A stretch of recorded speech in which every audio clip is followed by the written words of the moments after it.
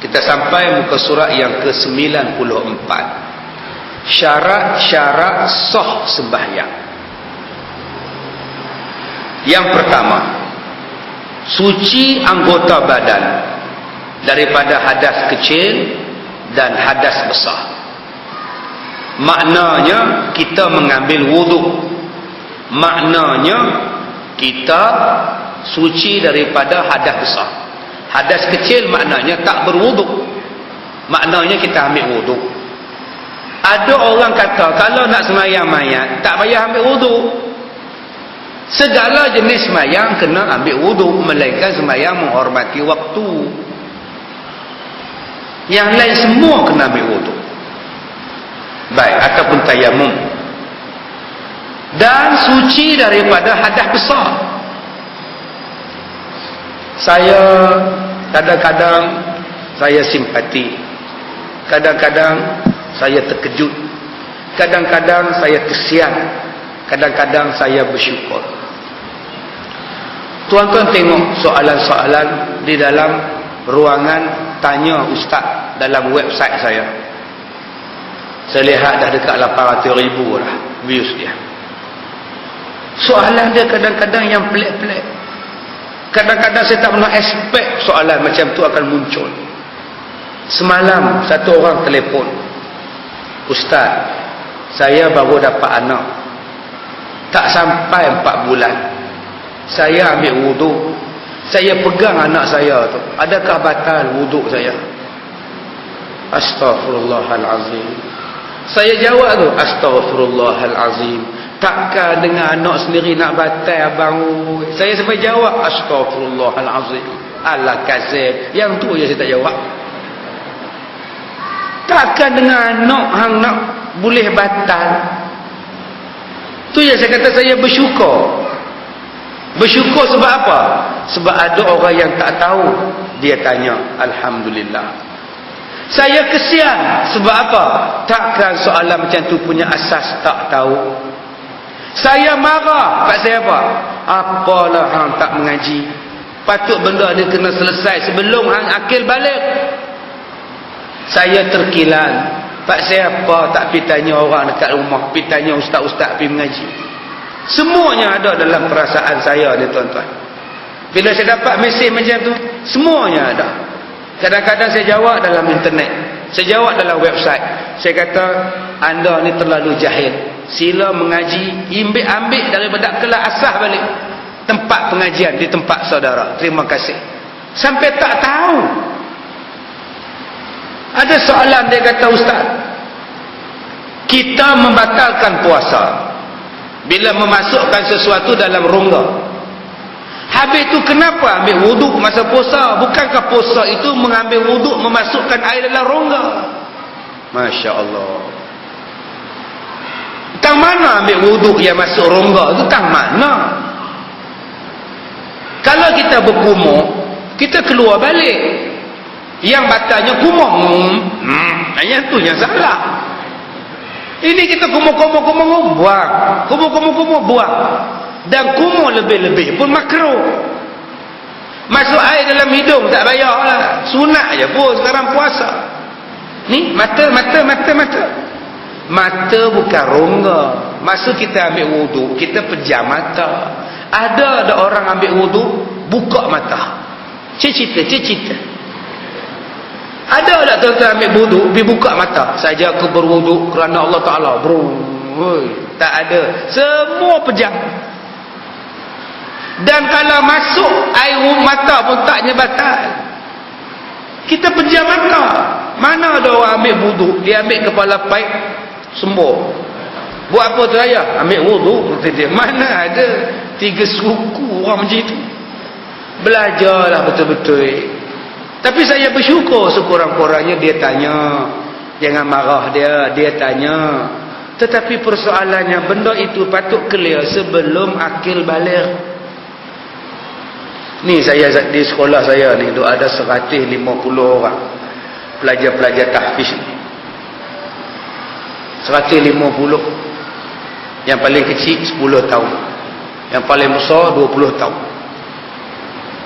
Bapa mereka suruh saya hafal Quran, hantar anak mereka suruh hafal Quran. Saya kata tak. Sebelum mereka hafal Quran, fiqh mesti clear, ambil wuduk mesti clear, semayang mesti betul. Apa makna gulung serban punya besar, semayang salah apa makna? Hafal Quran tak wajib, fiqh tu wajib, tasawuf tu wajib, akidah tu wajib. Dia pun tak mau mengaji tu. Sampai ada satu budak kata tak nak mengaji sekolah ni, dia panggil ayah dia suruh ambil. Saya panggil ayah dia, mak dia, saya panggil budak tu. Saya tanya apa siapa yang tak nak berhenti sekolah ni? Beritahu. Sini banyak pelajaran. Guna belajar semayang lah, fiqh lah, Quran tak ingat. Pak dia hanggu. Pak dia hanggu. Lagi teruk nak hafal Quran lagi, nak belajar tauhid lagi. Pak dia pun hanggu. Saya kata, kalau hang tak hafal Quran, hang tak berdosa, saya kata. Tapi kalau hang tak betul semayang, hang berdosa. Pak dia pun hanggu. Lagi deras pula. Sebab tu sebelum mereka cukup umur 15 tahun, saya ajak bagi betul semayang. Sifat 20 kena hafal, sifat mustahil kena hafal. Semua benda yang berkaitan dengan akidah hafal dulu. Di samping menghafaz Quran. Apalah makna mereka ingat 30 juzuk, mandi hadap besar tak erti. Apa makna mereka hafal 20 juzuk, tapi mereka tak tahu apa dia sifat istighna pada Tuhan, apa dia sifat yang wajib pada Allah Ta'ala. Dia tak tahu. Sebab tu saya ajar dulu. Ajar mereka faham. Nanti bila mereka dah cukup umur, mereka dah terlebih umur, baru senang. Supaya mereka faham agama kita dulu. Benda fiqh kena selesai sebelum cukup umur. Wajib. Habis dah bab semayang, bab perkara batal wuduk. Ni kitab kita ni sepatutnya dihabiskan sebelum kita cukup umur. Inilah yang kami ajar di sekolah. Biar budak-budak tahu pelajaran apa yang mana lebih penting. Baik, Nabi berkata, la yaqbalullahu salata ahadikum idza ahdasa hatta yatawadda. Tiada diterima Allah akan solat salah seorang daripada kamu apabila ia berhadat sehinggalah ia berwuduk. Dan wuduk tu pula mesti sempurna. Saya dah buat praktikal dah dulu. Mesti betul ambil wuduk. Jangan basuh tangan betul-betul sini je, siku sampai ke atas tak kena. Jangan. Tuan-tuan di sini janggut yang nipis macam saya. Ini janggut nipis. Orang yang ada janggut nipis macam saya wajib dikenakan kepada kulit janggut, kulit dagu. Bagi janggut yang tebal, panjang-panjang, tak wajib kena, melainkan kena menyelat macam ni, kena menyelat macam ni. Tu kena beza. Sebab ada orang yang tebal janggut dia, masya-Allah. Dia nak bagi kena juga, duk sembuh. Masya-Allah. Sebab tu kena beza. Janggut yang agak-agak nipis macam saya ni, sejemput aja ni, kena wajib sampai tadi. Kena buat. Sebab ada orang yang tak kisah. Ada orang yang tak pernah buka cincin dia bila ambil wuduk. Dia berselam saja-saja. Tak kena di bawah cincin dia. Ada orang yang ambil wuduk, tangan dia tak pernah buka jam. Dia tak pernah buka jam. Dia seluk aja tangan dia dalam kolah. Tak kena. Jadi ambil wuduk betul-betul. Ada orang yang bila wuduk kakinya tak diangkat pun, tapak kakinya kena air ataupun tidak kena air. Dia siram di atas kaki, dia tak pernah siram di bawah tapak kaki. Baik, wa in kuntum junuban fattahharu. Jika adalah kamu berjunub, maka hendaklah kamu bersuci. Berjunub di sini banyak melakukan persetubuhan. Kena berjunub. Bersalin junub juga, haid junub juga.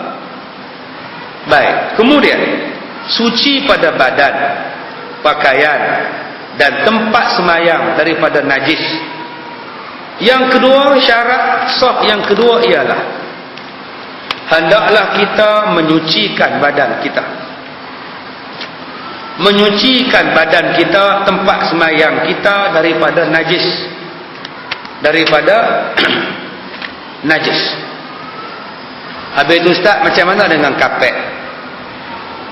dengan kapek masjid, tai cicak di hujung sana, saya sembahyang di hujung sini. Adakah saya menanggung tai cicak di sana? Tidak. Okey ustaz, saya tengah sembahyang, tai cicak betul-betul dekat tempat sejadah saya. Kalau begitu kamu boleh elak masa sembahyang, elakkan. Jangan terkena badan kamu ke tempat cicak tadi ada, tai cicak tu ada. Boleh elakkan. Jangan bila tai cicak betul-betul tempat sujud, kita pun buat macam mana boleh terpaksa, batal sembahyang. Serupalah kalau tuan-tuan bela kucing, bulu kucing tu dah luruh sebab kucing tu dah tua, dia duduk di dalam sejadah, udah melekat bulunya banyak. Kalau bulu tu banyak, bertumpuk-tumpuk bulu kucingnya, maka jangan sembahyang di atas sejadah itu, menjadi najis. Tetapi kalau bulunya sehelai dua, maka bulu kucing tadi adalah dimaafkan. Yang hak cerita ni kalau bulu tu banyak, jadi jaga-jagalah tuan-tuan yang rajin bela kucing, yang bulu kucing tu dah luruh, pasal dah tua. Jadi berhati-hati, jangan sampai dia duduk di dalam tempat solat kita. Sebab kadang-kadang kita bela kucing manja sangat, atas katil kita dia tidur, atas telekung kita dia duduk, kita pun dukung dia sambil nak pergi sembahyang, melekat bulu-bulu ni menjadikan najis kepada kita. Baik. Qultu li ummi Habibah, hal kana yusalli Nabi sallallahu alaihi wasallam fi thawb alladhi yujami'u fihi? Qalat na'am idza lam yakun fihi adza. Telah saya bertanya kepada Ummu Habibah, adakah ia Rasulullah sallallahu alaihi wasallam sembahyang beliau pada pakaian yang dia pakai ketika berjima? Jawabnya ya, apabila tiada padanya kotoran najis. Orang tanya kepada isteri Nabi, Ummu Habibah, adakah Nabi Muhammad sembahyang menggunakan kain yang digunakan ketika berjima, bersetubuh? Jawab Ummu Habibah, ya, bila tidak ada najis Nabi sembahyang. Walaupun pada kain itu ada air mani, dia tidak membatalkan sembahyang kerana air mani tidak najis. Tetapi kenalah buang lap air mani itu dulu. Jangan dengan kemplekat air mani itu datang sembahyang subuh. Orang tengok, air apa ni Din? Oh, air mani semalam ni. Ya, jangan tuan-tuan. Jangan buat lawak macam itu, masalah nanti kan. Tuan-tuan pergi basuhlah dulu. Tak payah basuh keseluruhan pun tak apa. Tuan-tuan lap pergi sembahyang. Dia tidak menjadi najis. Air mani bukan najis. Nabi Muhammad membawa sembahyang, tapi dilap, dibuangkan. Yang tak bolehnya jika kain itu ada air kencing. Kita baca ada air kencing yang pagi tadi saya sebut di masjid Melawati tadi. Annahu sallallahu alaihi wasallam shalla fa khala'a na'laihi fa khala'a an-nas ni'alahum falamma sarafa qala lahum lima khalaqtum qalu ra'aynaka khalaqta fa khalaqna faqala inna Jibril atani fa akhbarani anna bihima khabatan fa idza jaa ahadakumul masjid falyaqlib na'laihi wal yanzur fihima fa in ra'a khabatan falyamsahhu bil ardi thumma liyusalli fihima. Bahwasanya Nabi sallallahu alaihi wasallam bila nak sembahyang, Nabi menanggalkan kedua kasutnya. Maka orang lain pun menanggalkan kasut mereka masing-masing. Maka manakala berpaling beliau selepas sembahyang, Nabi bertanya, kenapa kamu semua tanggalkan kasut? Jawab sahabat, sebab kami nampak Nabi Muhammad menanggalkan kasut Nabi. Sebab tu kami ikut. Jawab Nabi, bahawasanya Jibril telah datang kepada aku, maka dia khabarkan kepada aku, pada kedua kasut aku ada kotoran. Maka apabila datang salah seorang kamu akan masjid, maka hendaklah ia membalikkan kedua belah kasutnya dan hendaklah ia memeriksa keduanya. Maka jika didapati ada kotoran, hendaklah ia sapukan ke bumi, kemudian hendaklah ia sembahyang pada keduanya. Kata Rasulullah, yang aku buka kasut sebab pada kasut aku ada najis. Sebab itu aku tinggalkan di luar. Tapi kata dia, kalau kasut kamu tidak ada najis, cuba kamu tengok tapak dia, ada najis tak? Tak ada. Kamu boleh main semayang walaupun dengan kasut. Jadi tuan-tuan jangan pula masuk masjid Ar-Ridwan ni pakai kasut tuan-tuan. Selama roh dengan tu imam kasut. Tak ada najis. Boleh dengan syarat kasut tu baru beli pada kedai. Boleh sah semayang? Apa tak sah? Tuan-tuan beli kasut Cak Bata bin Batu. Beli kasut raya.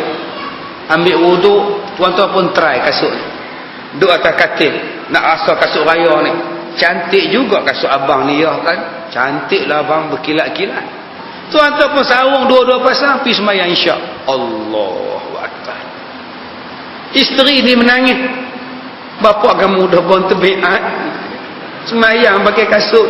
Sah. Apa tak sahnya? Bukannya ada najis dekat kasut tu. Sah. Abang-abang ni jadi polis, berkawat pukul 5 pagi hari Jumaat. Dah ada di padang kawat.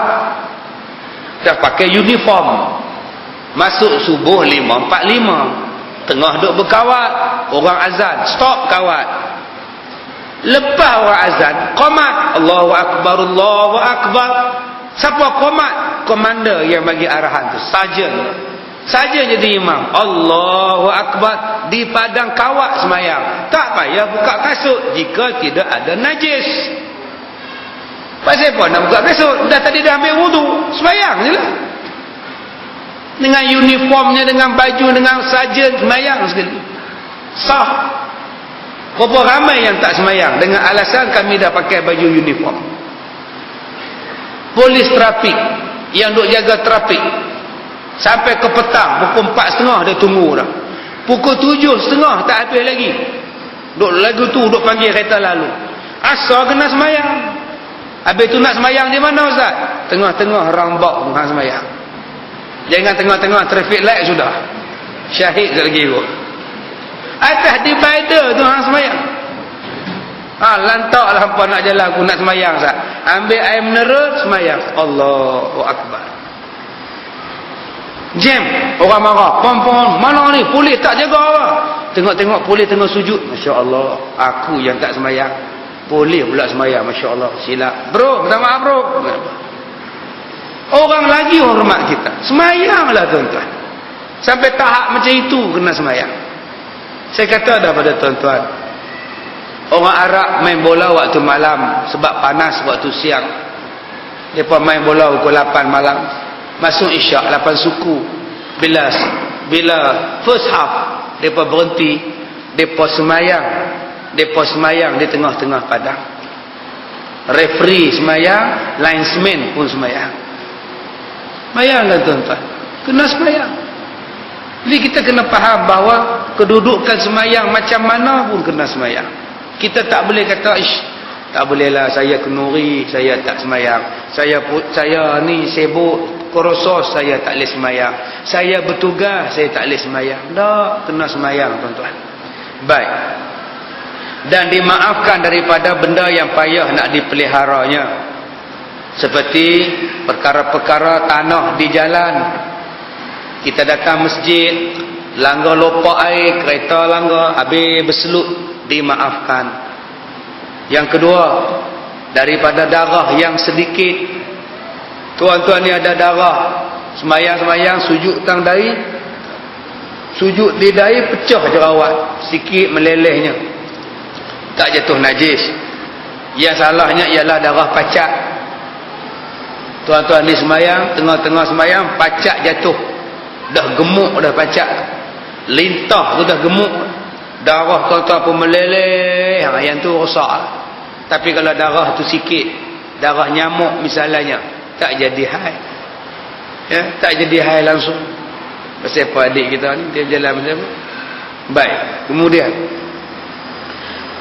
ataupun seumpama kutu anjing, walaupun nama dia anjing, tak membatalkan wudu, tak membatalkan sembahyang.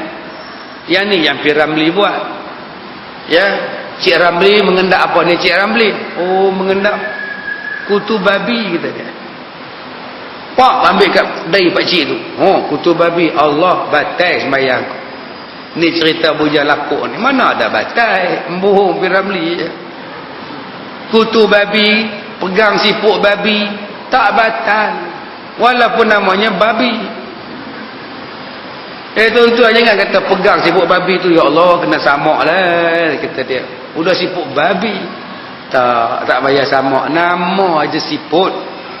Ataupun dia kata darah daripada bisul, darah daripada berbekam yang dimaafkan dan berpetik di tempatnya. Darah bekam tu ada sikit lagi 2-3 titik. Berpetik tu maknanya 2-3 titik. Bekam-bekam tu ada lagi, dimaafkan sebab dia memang apa, gusi berdarah, telan tak? Jangan telan. Jadi tuan-tuan tengah sembahyang, gusi berdarah. Bila tuan-tuan berdarah, tuan-tuan telan, batal lah. Telan darah tu. Habis tu nak buat macam mana? Ustaz tengah sembahyang, takkan nak ludah? Ludah lah, ludah belah kiri. Sebab tu saya kata, tuan-tuan yang mana nak ludah, kalau ada sapu tangan dalam poket, tuan-tuan boleh ambil sapu tangan tu. Ambil sapu tangan, ludah, buh balik. Itu kalau ada kahak ke, ada darah, gusi darah ke, kena spare lah sapu tangan dalam poket. Masalah dia saya tak spare tu, Ustaz, tu masalah tu. Tu bukan masalah saya, tu masalah hang. Dah tahu dah hang ni ada masalah gusi berdarah, kena spare lah. Itulah guna dia. Cara dia macam mana? Bila kita terus kan ni. Selalunya begitu kan. Bila bercakap darah dalam mulut kan elok ke tamamah ni. Jadi tak payahlah cakap macam itu. Tuan-tuan kata Allah dalam hati kata pecah pula dah. Ambil. Buah. Dah. Boleh tak Ustaz saya ludah dalam masjid? Haram. Allah. Fuih ludah. Haram. Yang boleh ludah ialah di luar masjid. Kalau tuan-tuan semayang tengah padang. Semayang di tengah padang. Saya pergi cari satu budak hilang di Sungai Siput. Anak dia hilang. Saya pergi cari. Saya tengok ada satu jemaah tengah duduk semayang tengah padang. 5 belakang tu imam seorang, tengah padang tu semayang, buat semayang hajat. Jadi kalau ada masalah macam itu, bolehlah ludah, pasal dia bukan masjid. Dengan syarat ludah belah kiri. Ludah. Sambung semayang. Tapi kalau ada orang nak ludah macam mana? Tuan-tuan duduk tengah-tengah pula dah. Allah, lagi ludah macam mana? Yang tu saya katakan tadi. Bolehlah. Sapu tangan tak bawa Ustaz, saya nak ludah Ustaz. Boleh? Najis ke? Dia tak najis. Tidak. Jangan banyak sudah. Tu banyak lah. Dah ludah pergi tengok 4 kali pula. Yang tu yang salahnya. Jadi kita kena faham. Dalam Islam dia ada jawapan kepada semua permasalahan tadi. Baik. Yang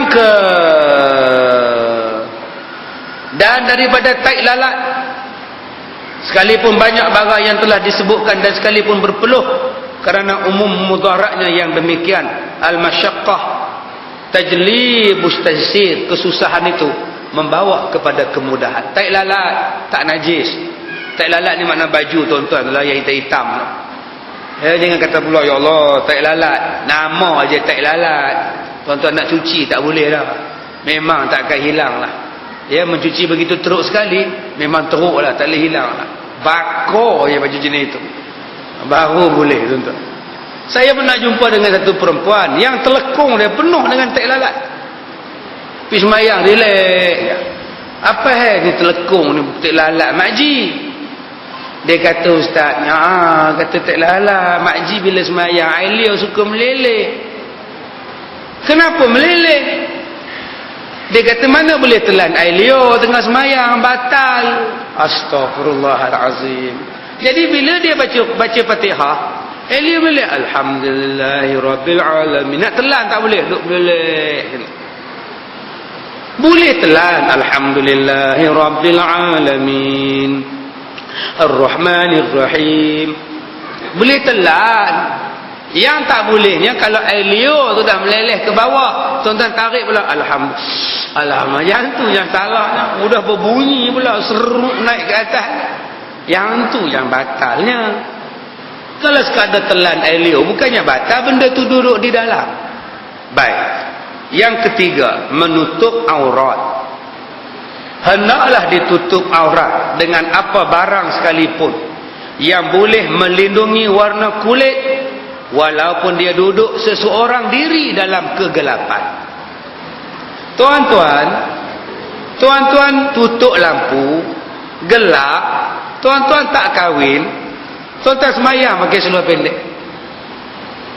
Bukan orang nampak. Allahu Akbar. Seluar pendek, baju tak pakai. Bismillahirrahmanirrahim.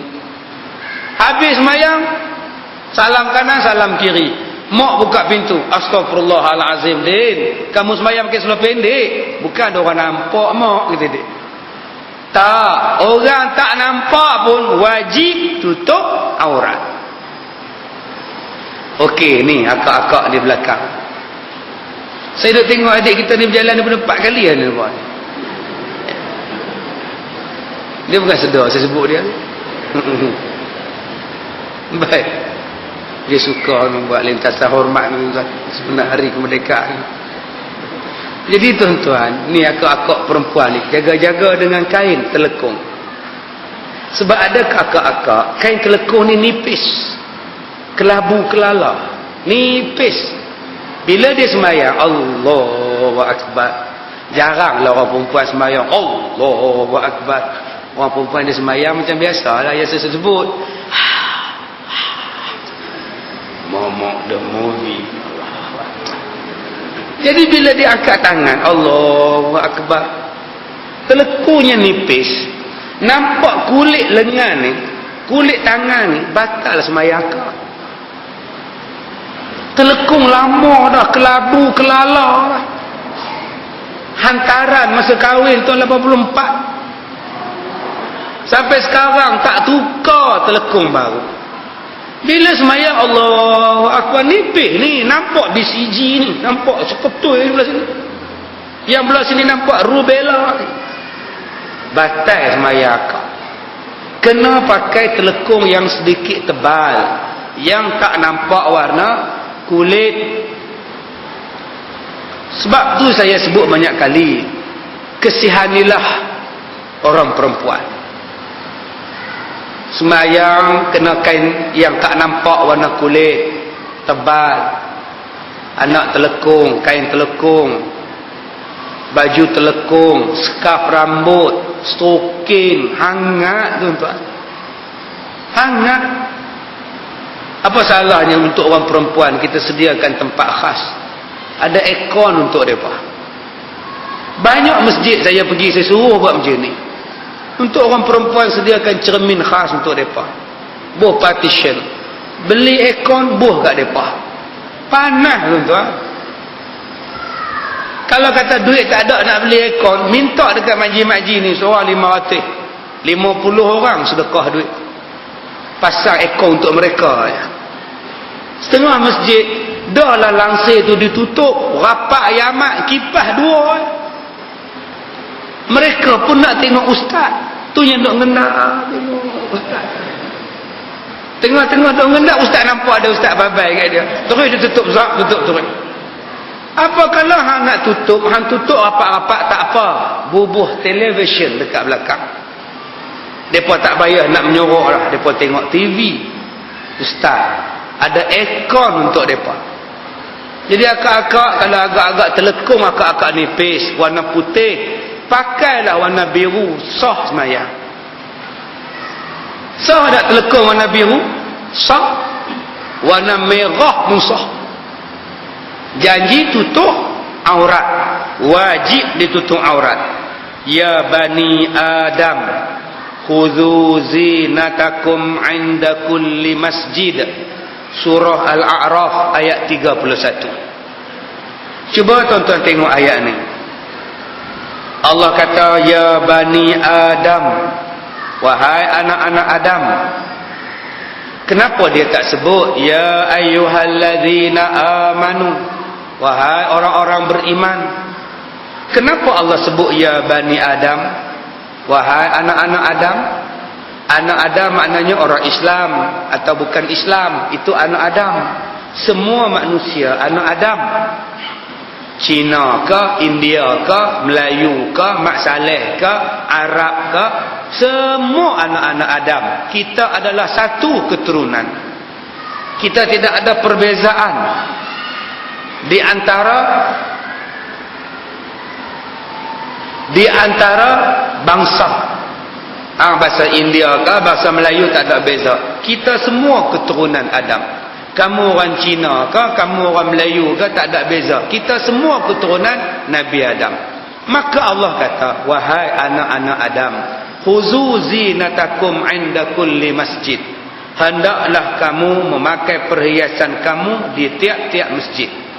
Faham daripada ayat ini, orang bukan Islam boleh masuk masjid. Dulu kan jadi gaduh-gaduh. Orang bukan Islam pergi berceramah dalam masjid. Boleh. Masuk masjid boleh.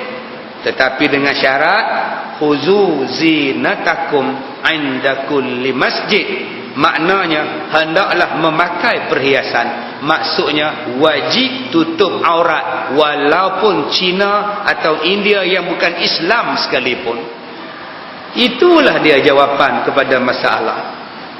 Kenapa nak gaduh-gaduh? Oh, ini kami nak dakwah ni.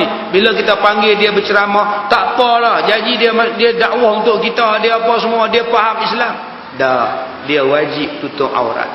Nak tutup aurat pasal apa? Dia bukan Islam. Wajib tutup aurat. Ini politik ni, kepentingan kita ni. Tak boleh ni, kita tak boleh paksa dia tutup aurat. Wajib tutup aurat. Sebab Allah sebut dalam Quran, wajib tutup aurat bila masuk dalam masjid. Hang tak nak tutup, hang pergi duduk di luar. Dan jawapan kepada puak yang lain pula, orang kafir masuk dalam masjid, harus hukum dia. Jangan duduk bantah pula, ini mencemarkan masjid, tak hormat masjid. Harus masuk masjid. Dia nak repair lampu, dia nak repair kipas, dia nak pasang aircon, silakan. Tapi tutup aurat, itu saja. Apa masalah kita nak gaduh-gaduh? Cuba kita bagi jawapan bukan daripada sudut politik. Kita bagi jawapan daripada sudut agama. Minta maaf yang berhormat. Yang berhormat boleh masuk masjid, tapi yang berhormat tak tutup aurat, kami tak bagi masuk. Oh, tak boleh ustaz, nanti kita cakap macam tu dia lari ustaz. Biar dia lari, jangan kita lari daripada hukum Allah Ta'ala. Berdosa kita benarkan orang tak tutup aurat masuk dalam masjid kita. Sebab perintah Allah, ya Bani Adam, khuzu zinatakum 'inda kulli masjid. Cubalah kita tuan-tuan, bila ada masalah, kita kembali kepada Quran untuk menjawab sesuatu masalah. Barulah kita tak bergaduh. Sekarang ini kita jadi bergaduh sebab kita tak rujuk kepada Quran dan hadis. Macam kuliah malam saya malam tadi di tempat sini pun ada orang komplain saya, orang kutuk saya juga. Tang mana salah saya pun tak tahu. Tang mana salah saya malam tadi saya mengajak pada tuan-tuan, pun ada orang komplain. Saya sebut dalam Facebook, dalam website, ada orang mendesak kerajaan tangkap saya, dia bawa ISA. Benda tu benda betul, ada dalam Facebook. Cuma Facebook itu telah pun dipadamkan sebab kita buat report. Kita buat report terus kepada Facebook di Amerika. Benda ini memecah belahkan, menjatuhkan nama saya, boleh menjadi huru-hara Malaysia. Sebab tu dipadamkan. Tetapi apa yang dia tulis di dalam Facebook dia, saya putus tag, ada di pejabat saya. Kalau kata saya membohong, tak apa, main pejabat saya. Saya rasa ramai orang yang baca Facebook ini. Adakah saya cakap benda yang betul itu pun salah? Adakah salah saya cakap macam itu? Jadi ini bukannya satu benda, itu pun orang nak marah. Pasal tak kena dekat dia. Cuba kena dekat dia. Saya cerita adanya ugutan. Saya buat report polis. Polis datang ke rumah saya. bila ada orang ugut nak simbah cuka pada saya? Adakah saya ceritakan bahawa ada orang benci pada saya? Benci tahap gaban. Oh, dahsyat tu. Bukan tahap raksasa dah, tahap gaban tu. Adakah saya cakap macam itu salah?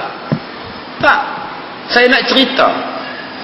Kalau orang duk marah saya macam itu, hanya semata-mata saya bercakap tentang Islam. Kenapa ada orang yang tak faham pun turut sama menyokong benda ini?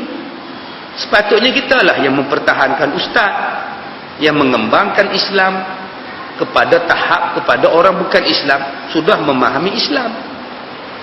Memahami bukan daripada sudut memahami politik, memahami hukum. Saya khabarkan pada tuan-tuan, tukang cat yang sekolah saya tu pun masuk Islam. Dia bukan Islam, dia cat masuk Islam dia. Mak dia tak Islam, dia Islam. Saya pergi tengok dia cat, Assalamualaikum Ustaz, dia cat. Mak dia nyonya. Oi, dia panggil saya, oi dia. Oi, sudah siap lah, you pergi sekolah ha? Cantik lah. Saya pun, oi nyonya, cantik lah. Anak dia Islam. Ni dakwah. Toke rumah tu pun Islam, toke kontraktor tu Islam. Duk kawan dengan dia, kawan dengan dia. Asyhadu an la ilaha illallah. Kalau kita boleh buat macam tu, silakan. Tapi bila saya katakan semalam, bila macam itu, bangsa mereka marah dekat saya. Sebab ramai yang masuk Islam, benci. Yang ni yang saya kata, kalau yang ini pun tuan-tuan tak boleh pertahankan saya, tuan-tuan pun sokong saya ditahan di bawah Akta Keselamatan. Apa makna perjuangan Islam tuan-tuan? Adakah percakapan macam itu salah? Sebab tu saya kata pada sahabat saya dalam kereta tadi, saya kata saya tak, kalau saya kena apa-apa pada saya, apa yang orang boleh tolong saya? Sebab tu saya tak pernah harap pada manusia untuk tolong saya. Saya mengharapkan Allah tolong saya. Allah pelihara saya. Itulah sebaik-baik pemeliharaan. Fallahu khairun hafizah wa huwa arhamur rahimin. Jadi tuan-tuan, kadang-kadang kita ni jadi payah. Nak mengajar ni jadi payah. Ya, yang ni tak boleh sentuh, yang ni tak boleh cakap, yang ni tak boleh sentuh. Kalau ustaz nak sentuh, sentuh belah depa ya. Belah kami ustaz jangan sentuh. Macam tu betul sah mengaji. Saya kata dah, malam semalam saya sebut. Belah kanan saya sapu, belah kiri saya lap. Bila saya sapu jadi bersih, bila saya lap jadi berkilat, jadi elok, supaya kita jadi elok, bukan kita menjadi teruk. Ini satu-satu pahaman yang salah dalam bidang dakwah. Ya, kita faham dakwah kena sokong kita ya. Ada orang sebut pada saya, ustaz kalau nak sentuh politik, baik ustaz jadi ahli politik. Kalau ustaz nak jadi ceramah aja. Jangan sentuh politik. Masya Allah. Ada orang yang warning macam itu, yang pakai kepiah dia warning. Dulu juga kata politik dan agama tak boleh dipisahkan. Sekarang mai cakap direct, ustaz nak jadi politik, jadi ahli politik je. Jangan duk sebut pasal politik dalam ceramah ustaz. Lah, dulu juga hang kata agama dan politik saling berkaitan, tak boleh pisah. Oh, bila dapat kat hampa suruh pisah pula. Ini dah macam headwind. Kita serupa. Ini dah jadi headwind, dah tak betul tuan-tuan. Agama kena cakap. Kalau salah, kalau saya salah, tuan-tuan tegur saya. Kalau tuan-tuan tengok saya salah, tegur. Tapi kalau saya betul, saya ada rujukan saya ada sandaran saya, tuan-tuan kena rujuk kepada sandaran itu. Dan bukan maknanya bila kita tunduk pada sandaran, kita dah tunduk pada Ustaz Kazim. Tidak. Kita tunduk pada agama Allah. Sebab inilah yang benar. Saya bagi jawapan. Saya tak pernah bagi jawapan kepada persoalan yang tuan-tuan kemukakan mengikut persoalan yang saya bagi. Jawapan persepsi yang saya faham. Orang tanya dekat saya, ustaz, apa hukum dot pegang lilin di rumah orang mati yang bukan Islam, padahal dia Islam? Saya jawab, haram. duk pegang lilin, tengok mayat orang bukan Islam, duk pegang lilin. Haram, tasyabbuh. Besok orang tunjuk pula, satu orang besar duk menyala lilin di Pulau Bali dengan isteri dia, rambut serugun, dengan dia pula duk gelak tersengih je. Apa pula pendapat ustaz tentang gambar ni? Saya jawab haram. Yang belah kiri saya kata haram, yang belah kanan saya kata haram. Saya tak memihak, saya tidak bias. Saya bagi jawapan mengikut yang agama suruh bagi jawapan. Serupalah dalam bab yang berhormat masuk dalam masjid, dia bukan Islam, dia tak tutup aurat. Saya tak bagi jawapan yang bias, saya bagi jawapan ikut Quran. Quran kata orang bukan Islam harus masuk dalam masjid, harus, dengan syarat wajib tutup aurat. Walaupun dia tidak Islam, wajib tutup. Kalau dia tak mau tutup, suruh dia bercakap di luar. Saya cakap betul-betul ikut Quran. Di mana salah saya? Jadi saya buat jawapan bersandarkan pada agama, bukan kepada kepentingan politik. Tapi kadang-kadang jawapan saya itu tak memenuhi hasrat orang-orang politik. Yang tu yang mereka ajak orang boikot. Tunduklah pada agama, bukan kepada tuntutan nafsu ataupun kepentingan yang lain. Diriwayatkan daripada Salamah ibnu Al-Aqwa radhiyallahu anhu katanya, qultu ya Rasulullah, inni rajulun atasayyadu afa usalli fil qamis al-wahid? Faqala na'am zurruh walau bisyawkah. Ya Rasulullah, bahwasanya saya seorang laki-laki, kerja saya memburu. Adakah saya patut semayang dengan pakaian pemburuan saya? Jawab Nabi, ya, wajib kamu semayang, tutuplah aurat walaupun dengan duri sekalipun. Tuan-tuan datang semayang, buat rombongan, driver van, ketua rombongan pengantin, driver van, singgah semayang di Masjid Ar-Ridwan. Orang turun nak semayang, yang tukang bawa bunga mangga ni tanya pada driver van, yuk, kamu hidup ke nak semayang? Yuk jawab, tak apa dah ayah cok, kain awak ni, seluar awak ni kotor, udah 5 hari tak ada basuh. Seluar jin mana ada basuh, dia pakai je. Kata ayah cok, semayang lah yuk, tak apa, kata dia. Tak puas yuk, tak puas ayah cok, kata dia. Awak tak puas, kata dia, balik rumah lah awak qada. Translate dalam bahasa Kuala Lumpur.